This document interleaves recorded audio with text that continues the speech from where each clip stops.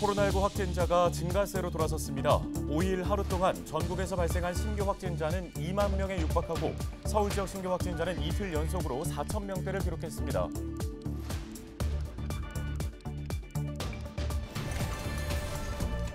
양천구 신월동의 한 교차로에서 승합차와 트럭이 충돌했습니다. 이 사고로 승합차와 트럭을 타고 있던 운전자 등 11명이 다쳤습니다.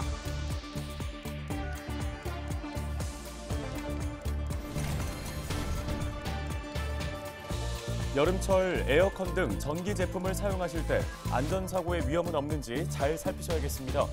지난 5년간 주거시설에서 난 화재 10건 중 7건이 7월에 발생한 것으로 나타났습니다.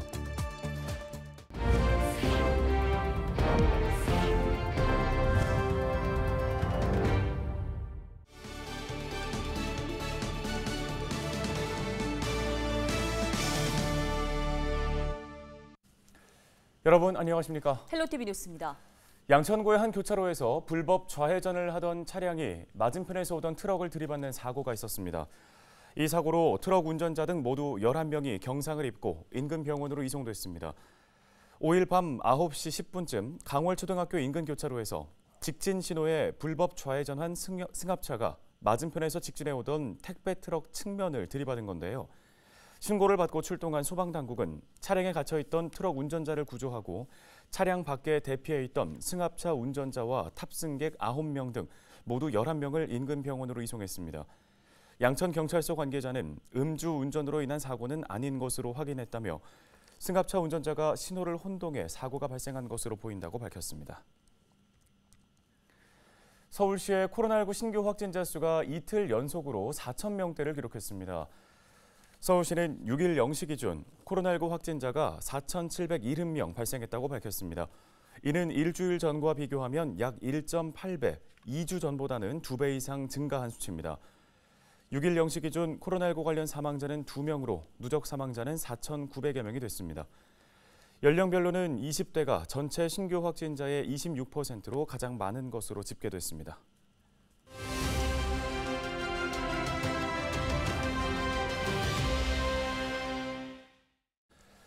네, 조금 전 전해드린 것처럼 신규 확진자가 증가세로 돌아서면서 코로나19 재유행에 대한 우려가 커지고 있습니다. 네, 이번에는 관련 소식을 백병원 가정의학과의 김경우 교수 연결해서 들어보겠습니다.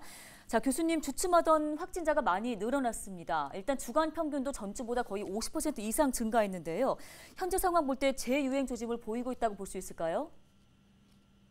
네, 계속 확진자가 증가세에 있고, 주별로 봤을 때 지난주 확진자는 그 전주에 비해서 21% 증가하였고, 감염 재생산 지수도 1.05로 측정되었습니다만은 앞으로 이 증가세는 더 가팔라질 것으로 보이는데요. 아무래도 확진자 증가 원인으로는 현재 전염성이 높고 또 일부 면역 회피 능력도 가진 것으로 보이는 그 오미크론 하이 변이인 BA.5의 국내 검출률 증가인데요. 해외 국가 사례들처럼 확진자 수 증가가 당분간 유지될 것으로 보이고 있습니다.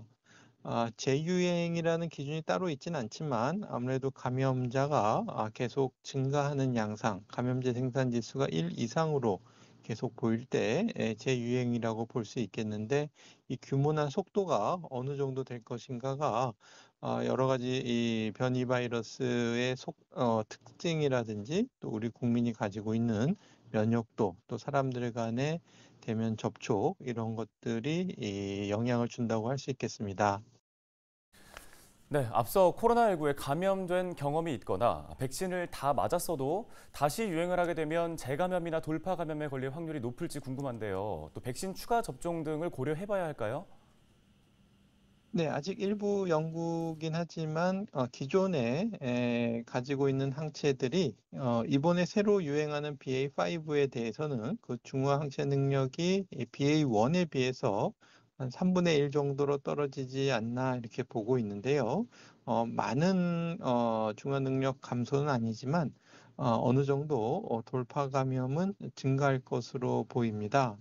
하지만 2차 접종만 받으셨다든지 아니면 아직 그 예방접종을 받지 않고 감염이 되셨던 분들, 이런 분들 같은 경우에는 감염 예방 효과가 거의 없기 때문에 3차 접종까지 잘 해주셔야 되고, 특히 60세 이상 어르신이나 또 면역 저하자는 4차 접종까지 해두시는 것이 중요하겠습니다.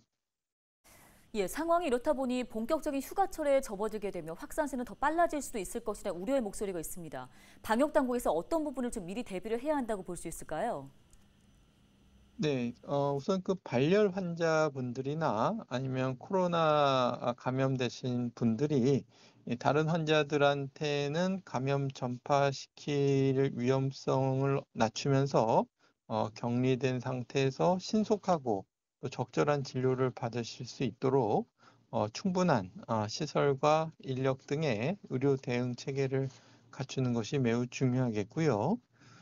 또 이제 코로나 확진되신 분들이 아무래도 추가 감염시키지 않기 위해서는 적절한 격리를 하셔야 되는데, 또 격리를 잘 하실 수 있도록 특히 이제 경제적으로도 지원해 드리는 부분을 잘 마련해야 되겠고, 또 의심되시는 분들도 이제 신속하게 검사를 해서 확진 여부를 빨리 확인하고 추가 감염을 줄이는 이러한 노력들도 함께 병행되는 것이 필요할 것 같습니다.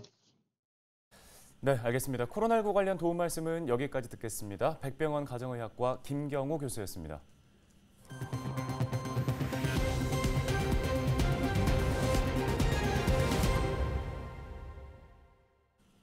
다음 소식입니다. 사회적 거리두기가 해제된 이후 공항버스 이용객이 2배 이상 증가한 것으로 파악됐습니다. 서울시가 올해 상반기 공항버스와 외국인 관광택시 이용객 수를 분석한 결과를 보면 지난달 공항버스 이용객은 5만 7천여 명으로 1월보다 약 2.7배 증가한 것으로 집계됐습니다. 외국인 관광택시 이용객도 계속 늘고 있는 것으로 분석됐는데요. 외국인 관광택시 일평균 승객 수는 사회적 거리두기가 해제된 4월을 기준으로 5월에는 20%, 6월에는 65%가 늘었습니다. 지난 5년간 주거시설에서 난 화재 10건 중 7건이 7월에 발생한 것으로 파악됐습니다. 서울시 소방재난본부 분석 자료를 보면 2017년부터 작년까지 5년 동안 화재 사고가 많았던 달은 7월로 2,400여 건이 발생했습니다. 이 중 절반에 달하는 1,100여 건이 주거시설에서 발생했는데요. 주거시설 화재는 대부분 공동주택에서 발생했는데 부주의와 전기적 요인이 주요 원인이었습니다. 전기적 요인은 전선 피복 손상에 의한 단락 유형이 가장 많았고 접촉 불량, 과열, 과부하 등의 순이었습니다. 소방재난본부 관계자는 여름철 화재 예방을 위해 전기시설을 점검하고 안전수칙을 준수해달라고 당부했습니다. 양천구가 온수공원 2지구 조성사업 설계 공모를 실시합니다. 온수공원 2지구는 공원 일몰제로 인해 사라질 뻔했는데 지난 2019년 도시공원 보상이 완료되면서 도시자연공원에서 근린공원으로 도시관리 계획이 변경된 곳입니다. 설계 공모 참가 등록은 오는 11일까지로 공모안은 오는 9월 8일 오후 5시까지 제출하면 됩니다. 참가 자격 등 공모 관련 자세한 내용은 조달청 나라장터 홈페이지 공고나 양천구청 공원녹지과를 통해 확인할 수 있습니다. 양천구 정신건강복지센터가 오는 9월까지 매달 한 번씩 이동형 정신건강 상담버스를 운영합니다. 상담버스에서는 스트레스 측정과 우울 검사, 정신건강 심리 상담 등 다양한 심리 지원 서비스를 무료로 받을 수 있습니다. 양천구는 상담 과정에서 정신건강 고위험군으로 분류된 탑승객에 대해 정신건강복지센터와 연계해 지속적으로 상담 서비스를 받도록 할 계획입니다. 다음 달부터 전기차 충전을 방해할 경우 최대 20만 원의 과태료가 부과됩니다. 은평구는 8월부터 전기차 충전 방해 행위 과태료 부과 지역이 은평을 포함해 서울 전역으로 확대된다고 밝혔습니다. 단속 대상은 전기차 충전기가 설치되어 있는 모든 시설입니다. 전기차 충전 행위를 방해하면 최대 20만 원의 과태료가 부과되는데요. 충전 방해 행위로 신고된 내용을 보면 충전구역 내에 내연기관차 주차가 76%로 가장 많았고 충전 필요 시간 이상으로 주차를 하는 경우 등 기타 충전 방해 행위가 나머지 24%를 차지했습니다. 전기차 충전 방해 행위에 대한 신고는 서울 스마트 불편 신고나 국민신문고 등 모바일 앱을 이용하거나 120 다산 콜센터로 전화하시면 됩니다. 서울시가 불법 개조해서 소음 공해를 일으키는 이륜 자동차에 대한 특별 단속에 나섭니다. 서울시는 불법 개조 이륜 자동차로 인한 시민들의 불편을 해소하기 위해 9월까지 특별 단속을 벌인다고 밝혔습니다. 불법 이륜 자동차는 자동차 관리법에 따라 형사처벌 또는 행정처분을 받게 되는데요. 소음기, 전조 등 불법 개조는 1년 이하의 징역 또는 1,000만 원 이하의 벌금이, 또 번호판 훼손이나 가림은 300만 원 이하의 과태료가 부과됩니다. 서울시가 안심소득 시범 사업을 본격적으로 시작합니다. 서울시는 안심소득 사업에 참여할 500가구를 확정해 이번 달부터 지급한다고 밝혔습니다. 안심소득은 저소득층의 최저생계 지원을 위해 가구 소득이 중위소득 일정 수준 이하일 경우 차액의 절반을 현금으로 지급하는 사업입니다. 안심소득 지원 가구 중에서는 1인 가구가 가장 많았습니다. 기초생활수급 가구는 34.4%, 차상위 계층은 24.4%였으며 현행 복지급여 혜택을 받지 않는 비수급 가구는 41.2%로 조사됐습니다.